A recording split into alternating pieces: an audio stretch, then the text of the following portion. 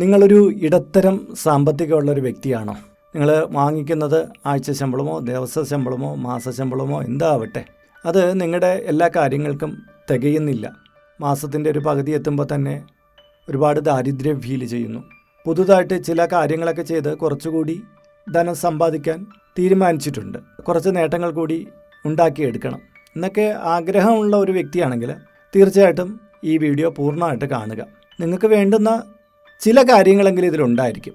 ഒരു പുതിയ ദിശാബോധം നൽകുന്ന ഒരു കാര്യത്തിലൂടെ ആയിരിക്കുമല്ലോ പലപ്പോഴും നമ്മുടെ ജീവിതം വിജയത്തിലേക്ക് എത്തിച്ചേരുന്നത്. അതിന് സഹായിക്കുന്ന ഒരു വീഡിയോ ആയിരിക്കും ഇത്. ഹായ്, ഞാൻ RJ അയ്യർ, ഹരിചന്ദന മഠം. പലപ്പോഴും പലരും പറയുന്ന ഒരു കാര്യമാണ്, ശമ്പളം 1-ാം തീയതി മുതൽ 5-ാം തീയതിക്കുള്ളിൽ കിട്ടും. അത് പല വഴിക്ക് നുള്ളിപ്പിരുത്ത് കൊടുത്തു കഴിയുമ്പോൾ EMI ആയിട്ടും ചില വ്യക്തിഗത വായ്പകളായിട്ടും അല്ലാതെയുള്ള വീട്ടിലെ കാര്യങ്ങളായിട്ടൊക്കെ മുന്നോട്ട് പോകുമ്പോൾ പിന്നീട് ഒന്നുമില്ല. 5-ഓ 10-ഓ തീയതിക്കുള്ളിൽ തന്നെ ആകെ കൂടി നട്ടം തിരിയുന്ന അവസ്ഥയിലേക്ക് എത്തിച്ചേരും. അപ്പോഴാണ് ചിന്തിക്കുന്നത് നമ്മുടെ തൊഴിലിൽ കുറച്ചുകൂടി വരുമാനം കിട്ടിയിരുന്നെങ്കിൽ എന്ത് എന്നുള്ളത്. പക്ഷേ കൂടുതൽ സാലറി കിട്ടാനുള്ള സാധ്യതയും കുറവാണ്. അപ്പോൾ വേറെ എന്തെങ്കിലും പണിയും കൂടെ ചെയ്തിട്ട് ഇതിനോടൊപ്പം കുറച്ചുകൂടി ശമ്പളം കിട്ടിയാൽ ദൈനംദിന ചിലവുകളെങ്കിലും നടന്നു പോകും എന്ന് ചിലർ ചിന്തിക്കും. പക്ഷേ എങ്ങനെ ഏത് മേഖലയിൽ പോകണം എന്നുള്ള ഒരു തിരിച്ചറിവും ഉണ്ടാവുകയില്ല. അപ്പോൾ നമുക്ക് നമ്മുടെ ജീവിത വൃത്തിയായിട്ട് ചേർന്ന് നിന്ന് നമുക്ക് കുറച്ച് സ്കില്ലുകളുണ്ടെങ്കിൽ, ആ സ്കില്ല് പ്രധാനമാട്ടോ. ഏതൊരു മേഖലയിലേക്ക് ഇറങ്ങിത്തിരിക്കുമ്പോഴും നമുക്ക് കഴിവെന്ന് പറയുന്ന കാര്യം വേണം. ചിലത് നമുക്ക് പഠിച്ചെടുക്കാൻ പറ്റുന്ന കഴിവുകളായിരിക്കും, ചിലത് നമ്മുടെ ജന്മനാലുള്ള കാര്യമായിരിക്കും. അടുത്ത കാലത്ത് ഒരു ടീച്ചർ, ഒരു പ്രൈവറ്റ് സ്കൂളിലെ അധ്യാപികയാണ്. ഭർത്താവ് പെട്ടെന്ന് മരണപ്പെട്ടു പോയി. ആകെ കൂടി ധനത്തിന് ബുദ്ധിമുട്ട് വന്നു. അങ്ങനെ അവരുമായിട്ട് സംസാരിച്ചിരുന്നപ്പോൾ ഞാൻ ചോദിച്ചു, പുതുതായിട്ട് എന്തെങ്കിലുമൊക്കെ ചെയ്ത് എന്തെങ്കിലും ഒരു വരുമാനം കൂടെ സൃഷ്ടിച്ചൂടെ എന്ന് ചോദിച്ചപ്പോൾ പറഞ്ഞു, അയ്യോ, ഞാനിപ്പം പൊയ്ക്കൊണ്ടിരിക്കുന്നതിൽ തന്നെ അവിടെ നിന്ന് തന്നെ ഇറങ്ങുമ്പോൾ ഒരുപാട് സമയമാവുന്നു, എനിക്ക് പുതുതായിട്ടൊന്നും ചെയ്യാൻ പറ്റുകയില്ല എന്നൊക്കെ അവർ വിഷമത്തോടു കൂടി പറഞ്ഞു. കാര്യം 2 പെൺമക്കളാണ്. ഒരാൾ ഡിഗ്രിക്ക് പഠിക്കുന്നു, ഒരാൾ +1. അവർക്കൊക്കെ ധാരാളം ചിലവുമുണ്ട്. ഭർത്താവിൻ്റെ പെട്ടെന്നുള്ള മരണം അവരെ ആഘാതത്തിലാക്കിയത് ധനപരമായിട്ടും അതുപോലെ തന്നെ മാനസികമായിട്ട് അവരെ തളർത്തിയിട്ടുണ്ട്. അപ്പോൾ ഞാൻ ടീച്ചറുടെ പറഞ്ഞു, ടീച്ചർക്ക് എന്തെങ്കിലും ഒരു ചെറിയ ബിസിനസ് ചെയ്യാൻ പറ്റുമോ എന്ന് ചോദിച്ചപ്പോൾ, അയ്യോ, എനിക്ക് അതിനെക്കുറിച്ചൊന്നും അറിയില്ല. ഞാൻ ചോദിച്ചു, എന്തെങ്കിലും പലഹാരങ്ങൾ എന്തെങ്കിലും ഉണ്ടാക്കി ഹോട്ടലിലോ അതുപോലെ ബേക്കറിയിലൊക്കെ കൊടുക്കാൻ പറ്റുമോ എന്ന് ചോദിച്ചു. അപ്പോൾ ടീച്ചർക്ക് വലിയ പിടിയില്ല. അപ്പോൾ ഞാൻ പറഞ്ഞു, ഈ ഉണ്ണിയപ്പം പോലെ എന്തെങ്കിലും. അപ്പോൾ പറഞ്ഞു, ഉണ്ണിയപ്പം ഒന്നും ഞാൻ ഇട്ടാക്കിയാൽ ശരിയാവില്ല. അപ്പോൾ ഞാൻ ഒരു പെൺകുട്ടിയുടെ ഒരു ഉണ്ണിയപ്പം ഉണ്ടാക്കി കടകളിൽ കൊടുത്ത് നേട്ടം ഉണ്ടാക്കുന്ന ഒരവസ്ഥ ഞാൻ ടീച്ചർക്ക് പറഞ്ഞു കൊടുത്തു. അപ്പോൾ ടീച്ചർ പറഞ്ഞു, എനിക്ക് സമൂസ ഉണ്ടാക്കാൻ അറിയാം, ഞാനതൊന്ന് ശ്രമിക്കട്ടെ എന്ന് പറഞ്ഞു. അങ്ങനെ ടീച്ചർ സമൂസ വീട്ടിൽ വെച്ച് ഉണ്ടാക്കുകയും അത് അടുത്തുള്ള 1-2 ബേക്കറികളിൽ കൊടുത്തു തുടങ്ങി. അപ്പോൾ ഏതാണ്ട് 4-5 മാസം കൊണ്ട് തന്നെ ഏതാണ്ട് 500ഓളം സമൂസകളൊക്കെ ഡെയിലി ഉണ്ടാക്കാനുള്ള നിലയിലേക്ക് ടീച്ചർ മാറിയിട്ടുണ്ടെന്നാണ് അറിഞ്ഞത്. അപ്പോൾ എന്തായാലും ഒരു സമൂസയിൽ 2 രൂപ വെച്ച് ടീച്ചർക്ക് ലാഭം കിട്ടുന്നുണ്ട്. പെർ ഡേ 1000 രൂപ ടീച്ചറുടെ കൈവെള്ളയിൽ വരുന്നുണ്ട്. അങ്ങനെ 30 ദിവസം കൊണ്ട് 30,000 രൂപ അഡീഷണലായിട്ട് ടീച്ചർക്ക് സമ്പാദിക്കാൻ പറ്റുന്നുണ്ട്. പുലർച്ചെ ഒരു 3 മണിക്കൂർ ടീച്ചർക്ക് നേരത്തെ എഴുന്നേൽക്കേണ്ടി വരുന്നുണ്ട്. എന്ന് കഴിച്ചു കഴിഞ്ഞാൽ വേറെ പ്രശ്നമില്ല. ഓഫീസിൽ പോണ വഴിക്ക് തന്നെ ഈ ബേക്കറികളിൽ ഈ സമൂസ കൊടുത്തിട്ട് പോകാനും കഴിയുന്നുണ്ട്. മക്കളും കൂടെ സഹായിക്കും. അങ്ങനെയാണിത് കാര്യങ്ങൾ നടന്നു പോകുന്നത്. അപ്പോൾ നോക്കൂ, വെറും 3 മണിക്കൂർ ടീച്ചർ മാറ്റി വെച്ചപ്പോൾ ആ സ്കൂളിൽ നിന്ന് കിട്ടുന്ന സാലറിയേക്കാളും കൂടുതൽ കിട്ടുന്നുണ്ട്. ഇത് പ്രൈവറ്റ് സ്കൂളാണ്, അതുകൊണ്ട് തന്നെ വലിയ സാലറി ഇല്ല ടീച്ചർക്ക്.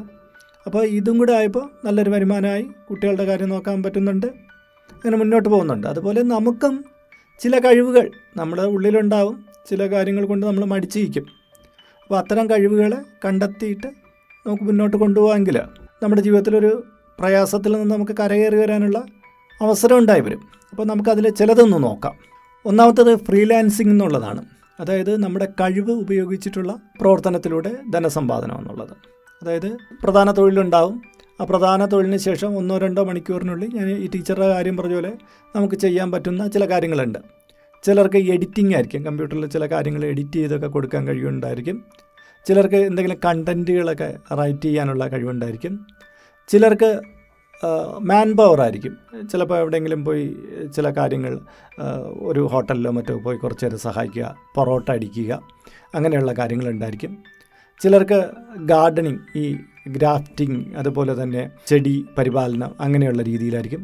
ചിലർക്ക് മീൻ വളർത്തൽ പോലുള്ള കാര്യങ്ങളായിരിക്കും. ഇങ്ങനെ അവരവരുടെ കഴിവ് അനുസരിച്ച് നമുക്ക് ചില കാര്യങ്ങൾ 1-2 മണിക്കൂർ ചെയ്തിട്ട് അതിലൊരു തുക നമുക്ക് നേടിയെടുക്കാൻ പറ്റും. ചിലർക്ക് വയറിങ് ആയിരിക്കും പറ്റുക, ചിലർക്കാണെങ്കിൽ ഈ പ്ലംബിംഗ് പോലുള്ള കാര്യങ്ങൾ പറ്റും, ചിലർക്ക് ബുക്ക് ബൈൻഡിങ് പോലുള്ള കാര്യങ്ങൾ, അങ്ങനെ പല മേഖലയുണ്ട്.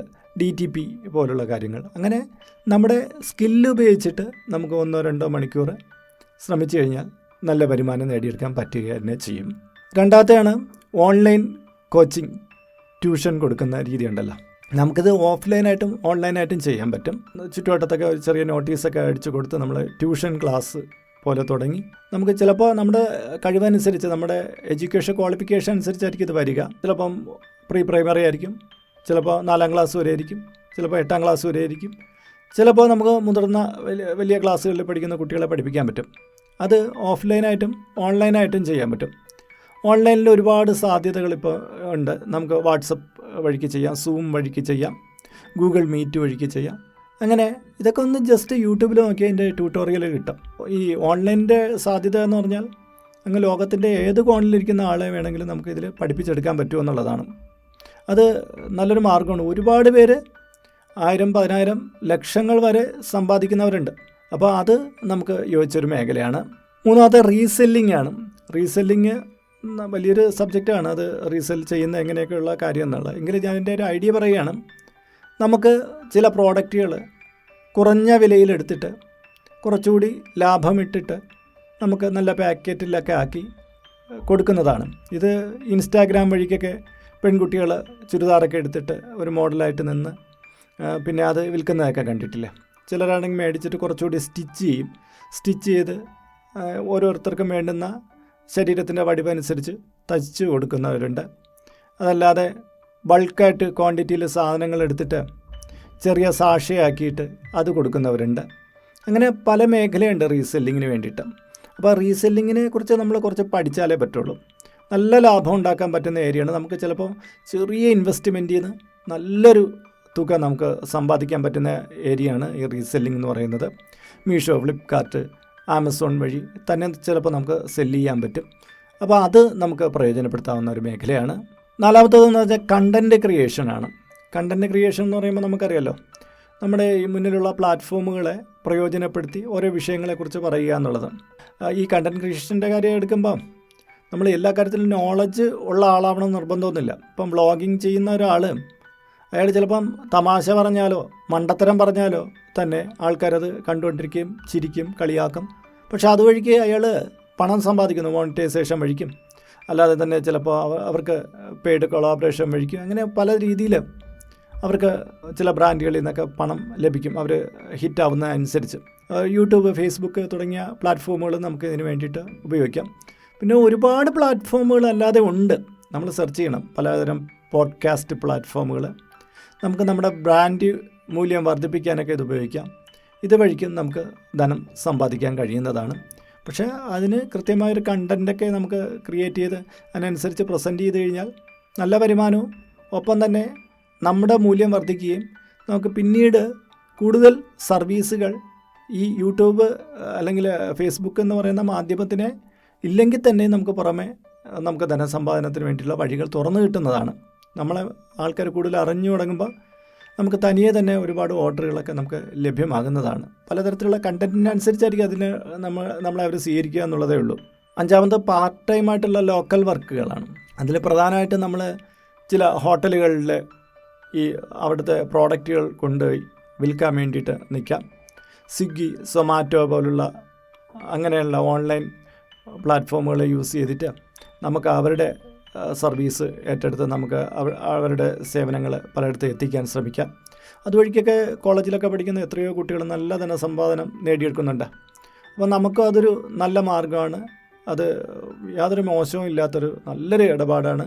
നമുക്ക് വരുമാനം 1, 2, 3 മണിക്കൂർ കൊണ്ട് ഒരുവിധം നല്ല കാശ് സമ്പാദിക്കാൻ പറ്റുന്ന ഒരു ഏരിയയാണ്. നമ്മളതും തിരഞ്ഞെടുക്കാവുന്നതാണ്.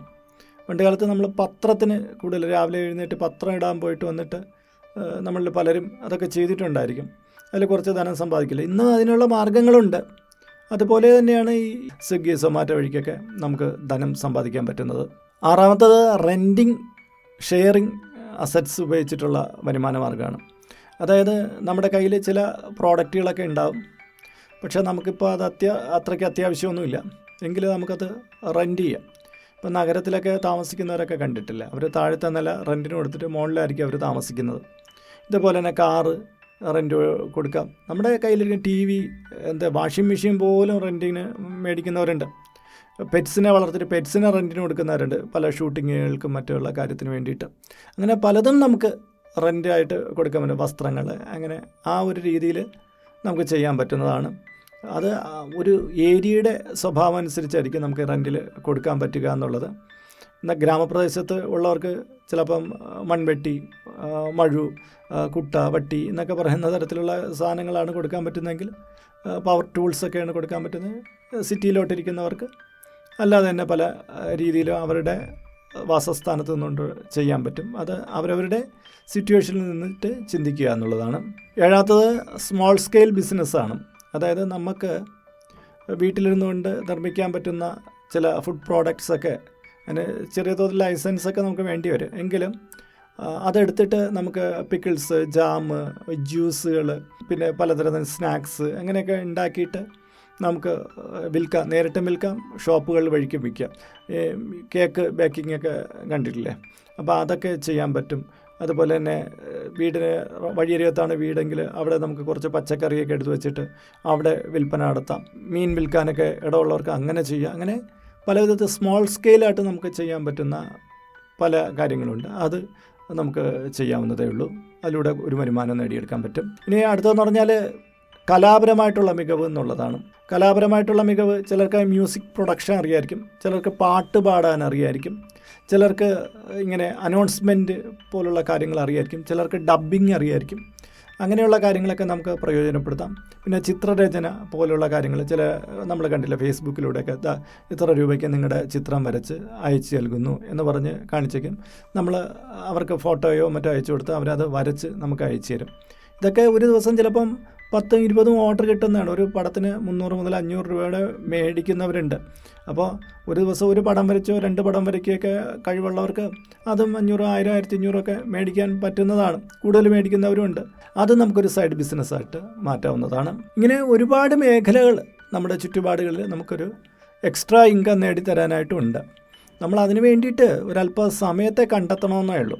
അതുപോലെ തന്നെ വിവിധങ്ങളായിട്ടുള്ള നമുക്ക് ഇൻഷുറൻസ് കമ്പനികളിൽ നമുക്ക് ഏജൻറ്റായിട്ട് മാറി പ്രവർത്തിക്കാം. ഏജൻസി എടുക്കുമ്പോൾ നമുക്ക് അതിൽ നിന്നുള്ള വരുമാനം കിട്ടും. ഇപ്പം പോളിസി ബസാർ പോലുള്ള പ്ലാറ്റ്ഫോമുകളിൽ നമുക്ക് ഒരു ഏജൻറ്റായിട്ട്, അവരുടെ ഒരു ഏജൻറ്റായിട്ട് മാറി വിവിധങ്ങളായിട്ടുള്ള പോളിസി കൊടുക്കാൻ പറ്റും. ഇങ്ങനെ ഒരുപാട് അവസരങ്ങൾ നമ്മുടെ ചുറ്റുപാടുകളിൽ ചികഞ്ഞു നോക്കിയാൽ ഒരു എക്സ്ട്രാ വരുമാനത്തിന് വേണ്ടിയിട്ട് കിട്ടും. അപ്പോൾ നിങ്ങളുടെ കഴിവ്, നിങ്ങൾക്ക് അതിന് വിനിയോഗിക്കാൻ പറ്റുന്ന സമയവും മുൻനിർത്തിയിട്ട് നിങ്ങളതിലേക്ക് ഇറങ്ങിത്തിരിക്കുക.